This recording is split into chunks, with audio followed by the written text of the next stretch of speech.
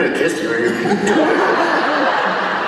So we're going to do a 1940s radio show film noir. All right. I'm going to be a detective. I'll need a person to do the sound effects. Yeah. Or a couple. Okay, how you feel? Sure. And I need one person to play all the different characters that I come across in the solving of this case. Wait a minute. Got it. Yeah. All right. So what I need from you is fill in this sentence: the mystery of the Missing toothbrush. missing toothbrush. The mystery of the missing toothbrush. And could I have a job from the 1940s? Shoe shine. Shoe shine. No, I mean, I wasn't expecting applause or anything, but that was good. Thank you.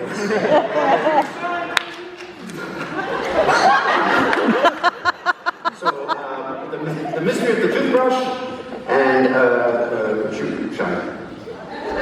First one touching on the back of the neck right now. When you count from 1 to 3, say the words wide awake. When I do so, you're going to wake up from the hypnosis. You're going to do all the different sound effects that Colin suggests. But Colin, I'm going to throw in a twist. It's going to be all the wrong sound effects for whatever you suggest. First one touching on the back of the neck right now. You're going to do it when Colin points you, and only when Colin points you for the duration that Colin points to you. You take this experiment very seriously. 1, 2, 3. Wide awake. One over here. Stand in front of the microphone, please. Get close to the microphone. Good job. Here, look at me. Good. You're gonna have a poker face throughout.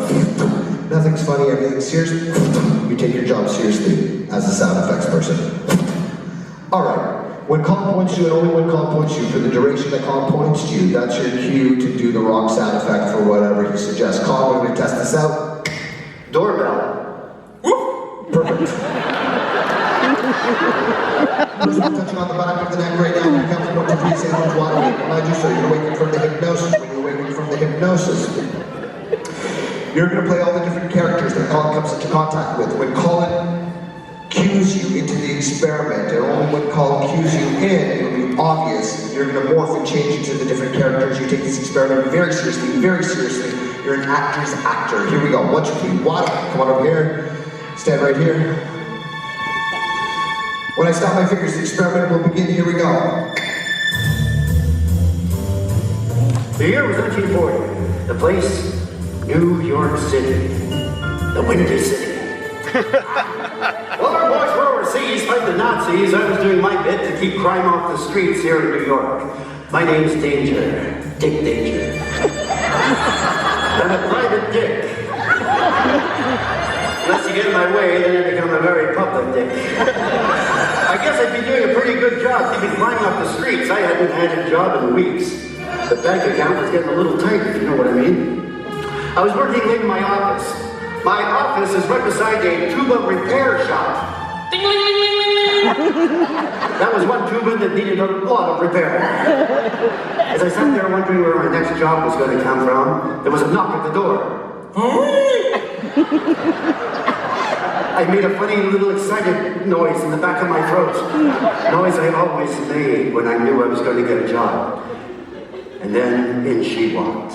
You know, that feeling you get sometimes when you meet someone and you feel that you've known them all your life? It was like that with her. She had long, blonde hair, beautiful green eyes.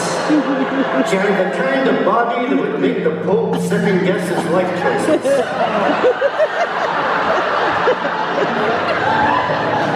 She told me her husband, who was a shoe shine in the Glorious Inn, had been murdered. She wanted me to find out why and by who. What's your name, doll? Catherine. All right, Catherine. Your husband was a shoe shine. How was he killed? I'm not sure. I just saw him dead. Where was he? He was in the house. Okay. You're not sure how he died, but he was in your house.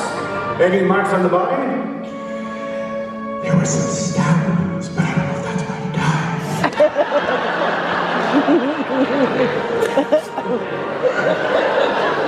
Thank God she was beautiful. All right, did your husband have any enemies?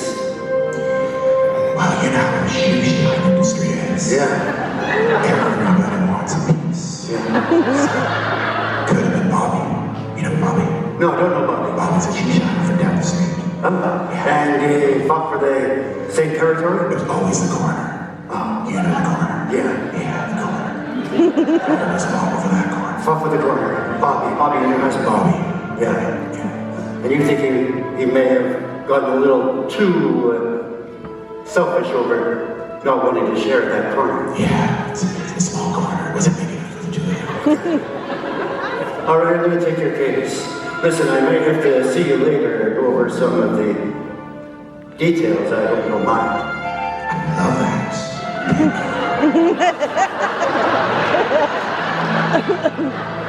The way she said dick made me think of many things. None of them involved for this case. I was excited. I had a case, finally. I decided the first thing I could do is probably go to the coroner and find out exactly how her husband died. I ran down the stairs. I took my donkey. It was just faster that way. I got to the bottom of the stairs and I noticed he had a limp. So I decided not to take him to the coroner's. I whistled for a cab.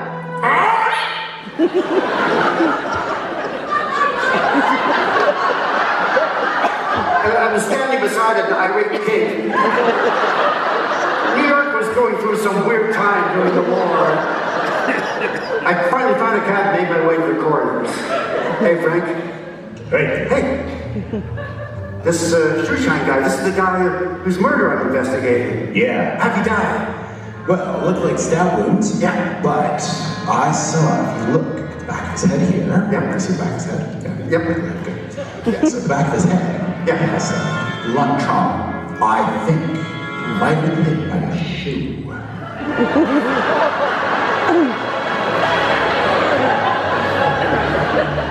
So you think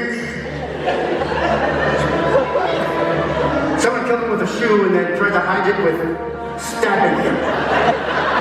That seems to be the case, because you see the stab. You see the stab. Yeah, You see the stab. Yeah. There's no blood. So he's dead before he was stabbed. What kind of force from a shoe would be needed to kill a person? Well, I think about 9.81 meters per second squared.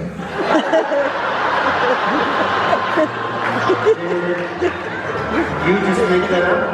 I might have. All right.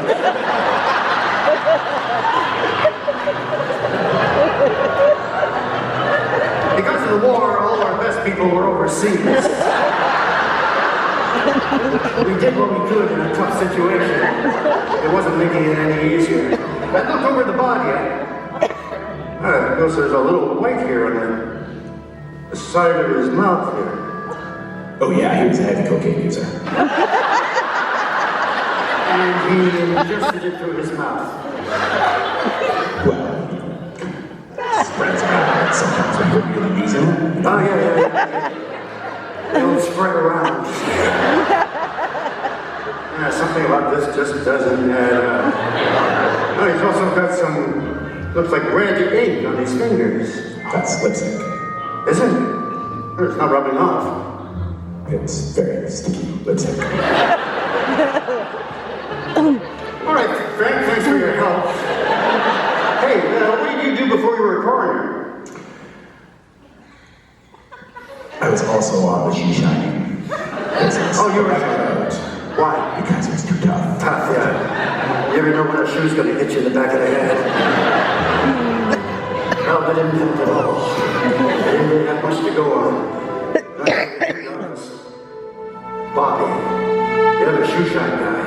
I looked around for a cab, there wasn't one. There was a bicycle, I jumped on it. There wasn't a seat.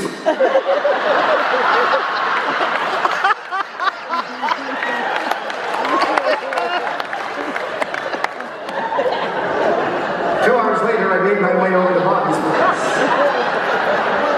They let me in and looked around. I thought, hey, you did pretty good for a shoe shine guy. A lot of nice furniture, everything in its place. Some nice papers piled up. Interesting. Little posters all around the place. Hey, Bobby, I guess you heard about your main rival being killed? Yeah, very tragic. Very, You very. had nothing to do with it, or you guys didn't go on? We thought fabulously. What are you talking about? Well, I just heard that there was a little bit of tension between the two of you. You got all your shoes? I do have all my shoes. You can see they're all lined up perfectly on the wall. They are lined up perfectly. That's beautiful lined up. Oh, I see you have many toothbrushes. Like, I have that too. huh? They look good to me. Feels kind of weird. I feel you're not telling me the truth, Bobby. I feel there's more than what meets the eyes, that you were actually involved in the death of this poor guy. I was definitely not. I feel all of you insinuating that. Me, Bob, I'm Bobby. All of the shoe shiners love me. Talk to any other shoe shiner, they love me. He went on for another 3 hours talking about how he was loved. And all of a sudden, the shot went out.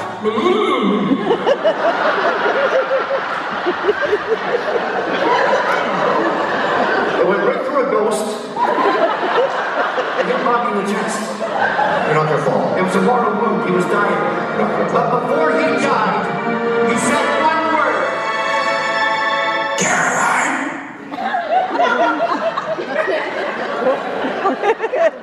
Caroline. I've been waiting for Miss Catherine.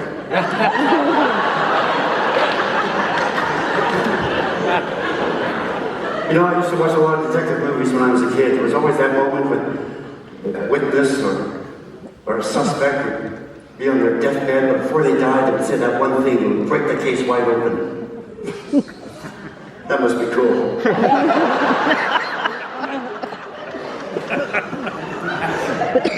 Wait a minute, Caroline. Caroline.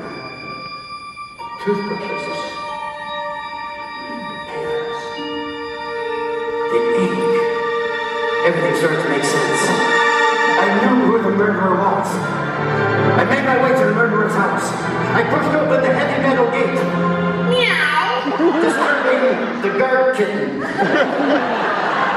I got into the house, and there, sitting behind the desk, was the murderer. The grieving widow, Catherine. Hello, Catherine. Hello, Dick.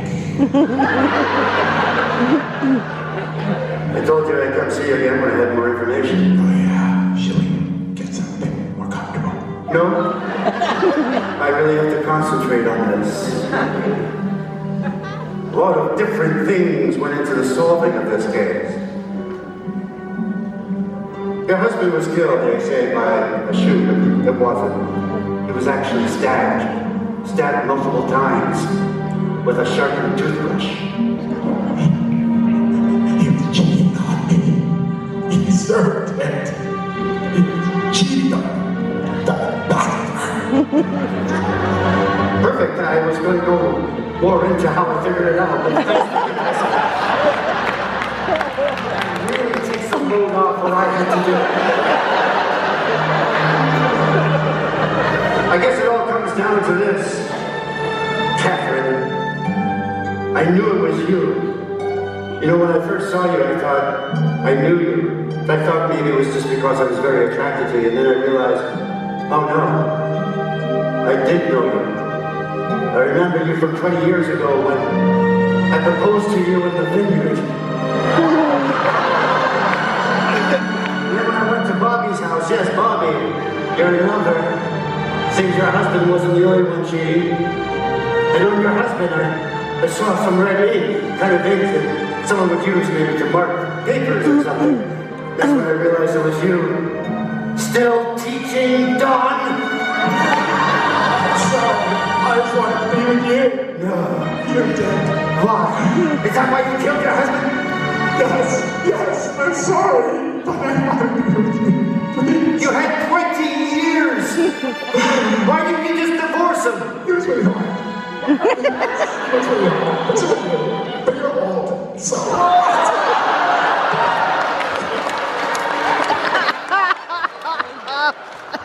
Friend, you're not helping your case. To call this in. You're probably going to get the chair for this.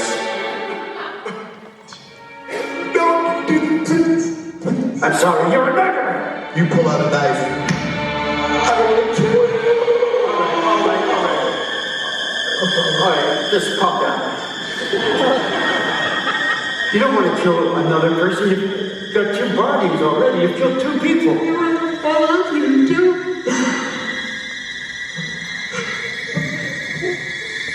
All of a sudden, she had 2 knives. I could tell she was insane. She was going to kill me. I looked around to see if there was anything I could use as a weapon.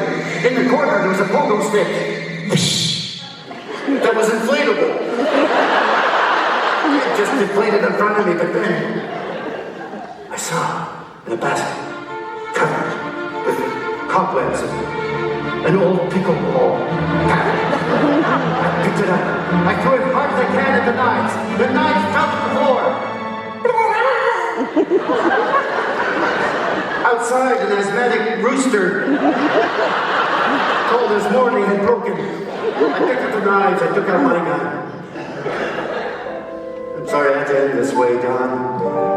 But you're a killer. You're a psycho. Have mercy. I did it for love. Still, you did it. For love? No, it doesn't matter. When I left the house, the police were taking her away. I was wandering the streets. What the hell was I doing with my life? Was I even making a difference?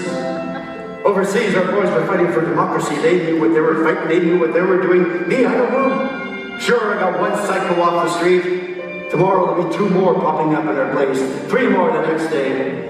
Was I making any kind of a difference at all? I found myself in the park. Sat down on the park bench, feeling sorry for myself. Off in the distance, I could hear an owl. Practicing the drums. I gotta get out of the city, it's the same. And as I sat there, out of nowhere came this old woman. Bent over from the ravages of time.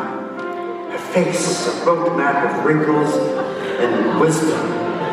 And she said to me one sentence that totally changed my life. You're not that old, boy.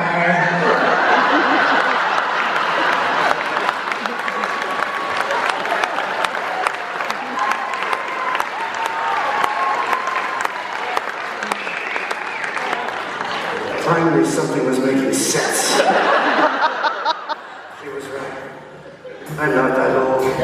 Sometimes the job makes me feel like I'm 1,000 years old, wallowing through the filth of the city. But then, when something like this happens, when I actually catch a murderer and put them away, I feel the years just wash away. I feel young, I feel invigorated, I feel I can do it again, and I have to. Because every day there's something new out there that has to be taken care of. And it has to be taken care of by me.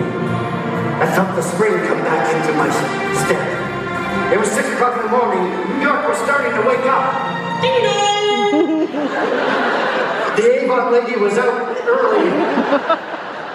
I made my way to my apartment, laid my head on the pillow, but before I fell asleep, I thought to myself, there are days you win, there are days you lose. Then there's some days you just don't know what the hell happened. This was one of those days. But it didn't matter, because Dick Danger solved the mystery of the toothbrush.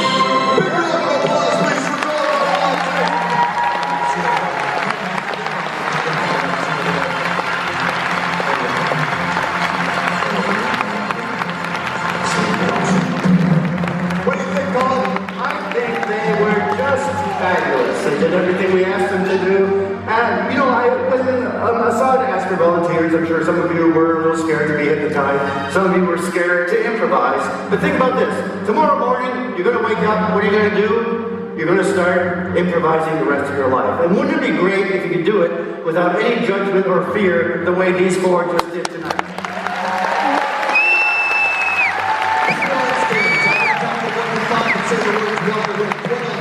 All the suggestions for the purpose of entertainment will be removed. You'll feel alert, you'll feel refreshed, you'll remember everything that you have done up on stage. People on stage, I'm going to count from 1 to 5 and say the words wide awake. When I do so, all the suggestions for the purpose of entertainment, all the suggestions for the purpose of entertainment will be removed. Here we go. 1, feeling good in every single way. 2, better than you felt in a long, long time. 3, feeling wonderful and good all over. 4, sitting up in your chair, wiggle your fingers, wiggle your toes, take a nice deep breath in, breathing in Squeeze your nose.